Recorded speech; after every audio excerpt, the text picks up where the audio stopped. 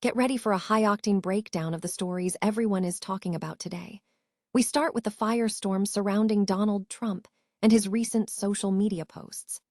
The former president is under intense scrutiny for sharing images of himself as a Christ-like figure, sparking a massive backlash and a heated debate about the boundaries of faith and politics online. Looking for a fast-charging, ultra-responsive stylus for your iPad? Meet the 2X Fast Charge Active Stylus Pen, designed for 2018 to 2025 Apple iPads. Take your creativity and productivity to the next level. Click the link in the video description to shop now on Amazon. Next, we dive deep into the Hollywood boardroom disaster that changed the industry forever. Former Sony Pictures chief Michael Lynton is breaking his silence in new memoir excerpts, revealing that greenlighting the Seth Rogen and James Franco comedy The Interview was the biggest mistake of his career. You will not believe how this satire on Kim Jong-un led to a massive cyber attack and a direct rebuke from President Barack Obama. Then we shift gears to the cutting edge of fashion with the bold new campaign from AZORTE. Their youth-focused line, AZ by AZORTE, is shaking up the scene by tapping digital creators Sarah, Shachai, and Subiksha to champion authentic self-expression. This isn't just clothing. It is a movement that encourages Gen Z to break free from mainstream norms and make their own mark. Finally, we are revealing the future of advertising with the upcoming MarTech 50 ranking for 2026.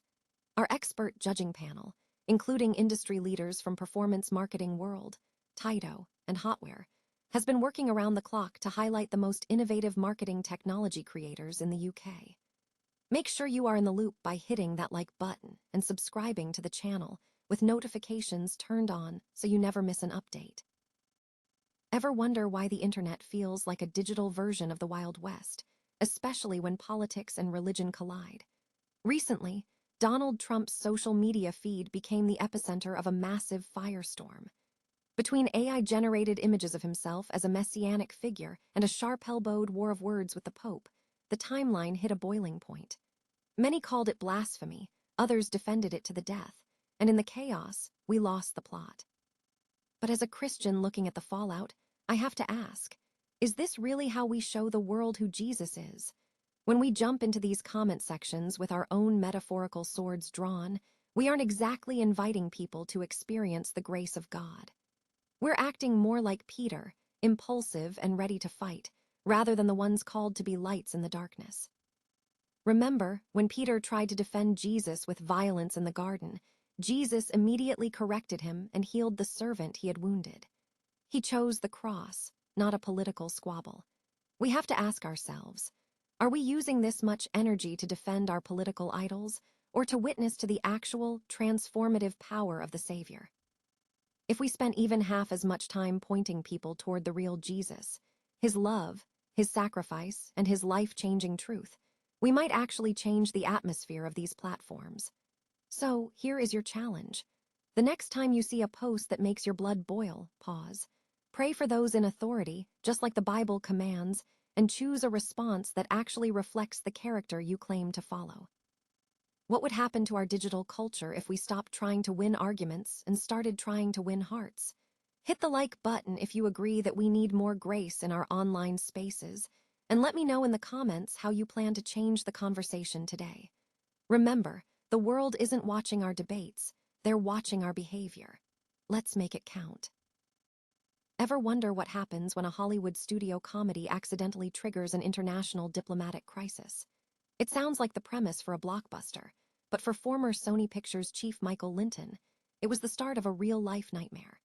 In his newly surfaced memoir, Lynton admits that greenlighting, The Interview, the wild Seth Rogen and James Franco satire about assassinating Kim Jong-un, is the single biggest mistake of his entire career.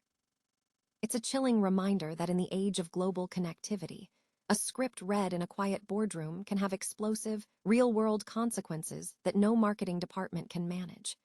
Back in 2013, the film seemed like standard studio fare, but the fallout was anything but routine.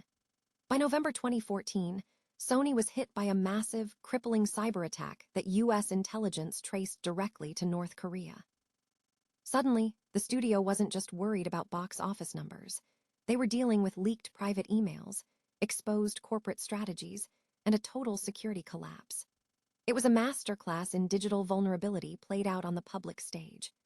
Lynton recounts a tense exchange with President Obama, who openly questioned the wisdom of basing a plot on the assassination of a foreign leader, highlighting the massive disconnect between Hollywood bravado and actual geopolitics.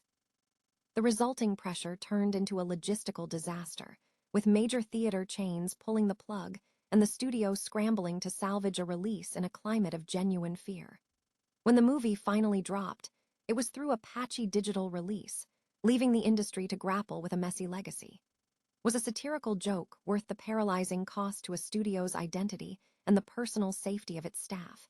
It is a question that still haunts the halls of Sony today.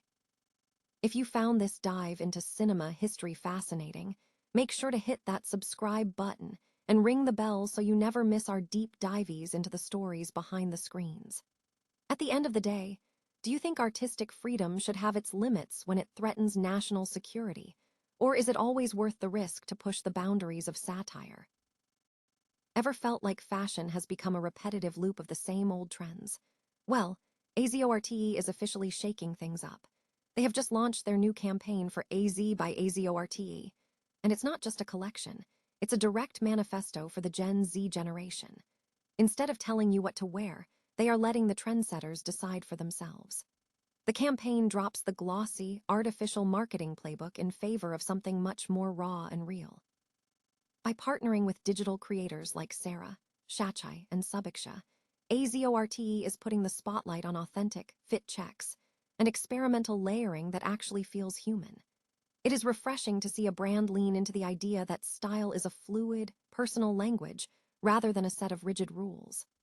Manoj Ratpurohit, the brand's marketing lead, hit the nail on the head when he described this as a celebration of individuality without the hesitation. They aren't just selling clothes. They are building a bridge between high-fashion aesthetics and the everyday, spontaneous vibe of the modern creator. Whether it's that blend of Y2K nostalgia or clean, modern minimalism, the collection is designed to be intentional, taking you seamlessly from your morning grind to a late-night hang.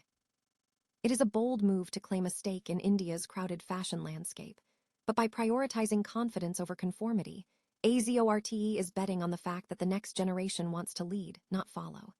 If you are ready to stop dressing for the algorithm and start dressing for yourself, the full collection is live now on AZORTE.com and in stores. So, check it out, experiment with those layers, and tell us in the comments, how are you defining your own style this season? Remember, in a world full of trends, being an original is the ultimate statement. Ever wonder who is actually pulling the strings behind the marketing magic you see every single day? Well, get ready, because we are pulling back the curtain on the UK's most disruptive players in the industry. Welcome to the official countdown to the 2026 MarTech 50, where we highlight the innovators building the future of advertising and tech. Mark your calendars for Monday, April 27th, because that is when we drop the final ranking. We started with a massive shortlist of 95 brilliant companies, but narrowing that down wasn't just left to chance.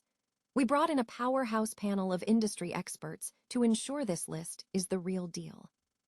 You've got heavy hitters like Robin Langford from Performance Marketing World, the strategic minds of Bate Sissons from Taito, and tech veterans like Anil Bhattacharya from Hotware, and Guy Pearce from Alvarez and Marcel, all lending their expertise alongside our own editor, Jonathan Simcox.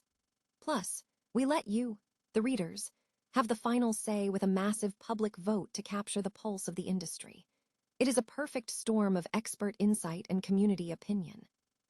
So, who do you think is going to take the top spot this year?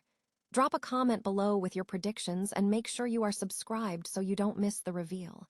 Innovation never sleeps, and neither do the companies changing the game. Are you ready to see who made the cut?